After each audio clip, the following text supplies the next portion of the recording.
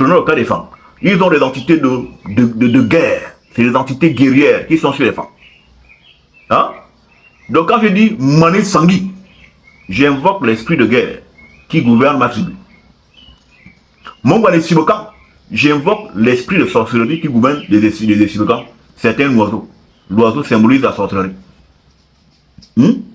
Donc, j'invoque ces deux entités-là, qui justement me conduiront à l'entité supérieure, jusqu'à arriver à Tariyo, le Dieu suprême des Bantous. En passant, bien entendu, par Zaman, le Dieu des hommes, qui est le Dieu de tous les Bantous. C'est pourquoi, en territoire Bantou, nous tous, nous avons le même nom pour Dieu. Zaman, Nzambe, Nyambi, Nyambe, Nyambe. C'est la même chose. C'est le Dieu des hommes. Après, on a Zaman Yamabara. Là, on monte maintenant le Dieu de la terre.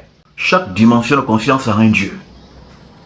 C'est pourquoi tu ne peux pas t'asseoir dans une église, toi, négresse de ton état, et tu as un édomite là avec le long nez comme ça, dépourvu de mélanine, la chevelure pâle, lisse et morte, et vous prétendez élever vos voix vers un Dieu unique. Mais il s'agit de quel Dieu? Dieu est tribal. Moi, je suis un homme, je suis circoncis dans mon caleçon. Lui, à Malone tout sort. Il n'aime pas couper. Hein? Attends. Mais son bangala a un chapeau. Mais comment moi le circoncis? Et lui, il est un circoncis. On s'assoit et on prie Dieu. C'est quelle base? Quel Dieu? De quel Dieu s'agit-il? Bien sûr, il y a plusieurs dieux. Parce que le mot Dieu veut dire lumière. Ça sort de Dei, Deus, le jour, le feu, la lumière. Donc, on ne peut pas invoquer la même lumière. Moi, j'invoque la lumière qui habite dans les ténèbres, qui est la lumière absolue. Et lui, l'édomite, invoque la lumière de la pâleur, qui est une fausse lumière. Moi, je suis issu de la vraie lumière, car la vraie lumière est ténébreuse, parce que Dieu est ténèbre. Dario. Donc, chacun invoque son Dieu. Hein? Les Domites et moi, nous n'aurons jamais le même Dieu et nous n'aurons jamais la même destinée. Nous n'avons pas nous mélanger. C'est pourquoi j'ai interdit le métissage à tous les Bantous. Les négresses qui vont en Europe, puis voilà, qui chopent les Édomites, elles se la pètent quand elles viennent au village. Ici, là, ils viennent jouer les gros dos, elles regardent de haut, non, moi j'ai un blanc, espèce d'esclave, vendu de chez vendu. Et tu vois les noirs aussi là-bas, machin, il sort le chien, il devient le. Il y en a des hein? Oui, celui qui sort le chien, il balade, il promène le chien, il se sent tellement arrivé, quoi, voilà. Ah, il est nous Ouattara. C'est quoi cette race perdue? Hein? Sortez de vos tombes mentales. Ressuscitez. L'heure de la réincarnation est arrivée. Réappropriez-vous la luminosité de l'antan et de votre ancestralité. Soyez authentiques. Pas de mélange. Dieu n'est pas dans le syncrétisme. Le temple de Dieu n'est pas un temple du mélange. L'église de Pergame. L'église du mélange. Toutes les races sont dedans. Dieu n'est pas dans le mélange. Dieu est dans l'authenticité. À chacun son Dieu. Chacun son temple. Chacun dans son pays, finalement. Mais on peut de temps à autre changer. Mais chacun reste dans son élément. Hein? On ne s'embrouille pas en se mélangeant. Il existe trois mondes. Il existe le monde d'en bas, le monde d'en haut et l'étendue. Le monde d'en bas, ce sont ceux qui vivent dans le ciel numéro 1. Nous sommes dans le monde d'en bas. Il y a le monde de l'intermédiarité, donc l'étendue. C'est là que nous partons à chaque fois que nous dormons la nuit. Les rêves, nous sommes dans le monde de l'étendue, dans la dimension astrale. Il y a l'astral du bas et l'astral du haut. Les non-noirs et les personnes qui ne sont pas élus de Dieu volent dans le bas. Ceux qui tuent les gens, ceux qui boivent le sang des gens, ceux qui font la sorcellerie du mineur, ils sont dans le monde du bas. C'est là-bas qui est dans l'intelligence de fabriquer des bombes atomiques pour tuer tout le monde. Ils sont dans le monde du bas. Maintenant, il y a ceux qui partent dans le monde du haut, c'est-à-dire dans l'astral du haut. Hein? Et ce sont ces gens-là qui ont un génie supérieur pour créer et inventer des choses qui bénéficient à plus d'une personne. C'est à ce niveau-là de l'astral supérieur que les prophètes de Tariyo, Tanzam et Dieu se rendent.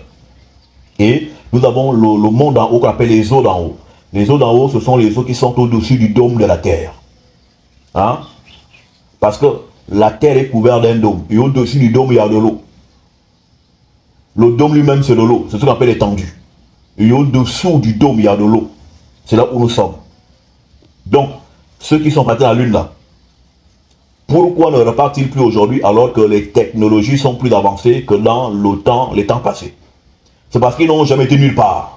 Une intelligence artificielle de Google démontre à Vladimir Poutine que les photos de l'atterrissage sur la Lune seraient en fait fausses. Oui, vous avez bien entendu. Le président russe Vladimir Poutine a reçu des photos du célèbre alunissage d'Apollo de 1969.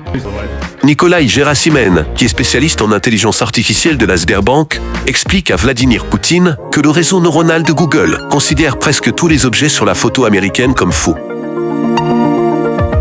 Regardez cette capture d'écran. L'homme n'a jamais marché sur la Lune. C'est l'IA de Google qui le dit. Un petit pas pour l'homme, un bond de géant pour l'humanité, ou juste un grand mensonge des États-Unis? Il faut savoir qu'entre-temps, la NASA aurait répondu que oui, les photos sont bel et bien truquées. La cause serait qu'ils auraient perdu la photo originale depuis 2006. Nous sommes enfermés dans une boule, dans une cage, dans une arène. La Lune, le Soleil, les étoiles sont suspendus au plafond de la Terre.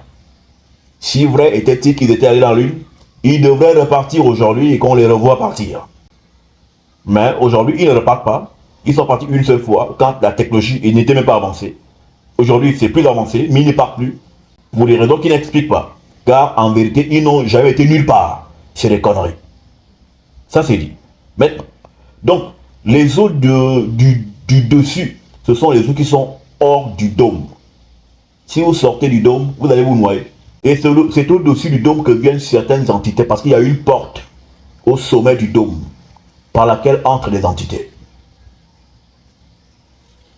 Et il y a les entités qui restent dans l'étendue. Et c'est dans l'étendue là, du bas, que tous les mauvais anges pécheurs sont bloqués, parce que c'est une prison. D'où parle-t-on dans Ephésiens 2:2 que du diable, qu'il est celui qui règne entre ciel et terre, dans l'atmosphère spirituelle que nous respirons. Ça, c'est l'étendue. Hein? C'est la dimension des anges égarés et des démons. Hein? Voilà, ils sont dans l'air. Maintenant, nous on est sur terre, qui est le pays des esprits terrestres. Il y a aussi le pays des esprits aériens, qui est l'étendue, et le pays des esprits supérieurs, qui est l'au-delà du dôme. Là où il y a les eaux très noires. C'est là Dieu.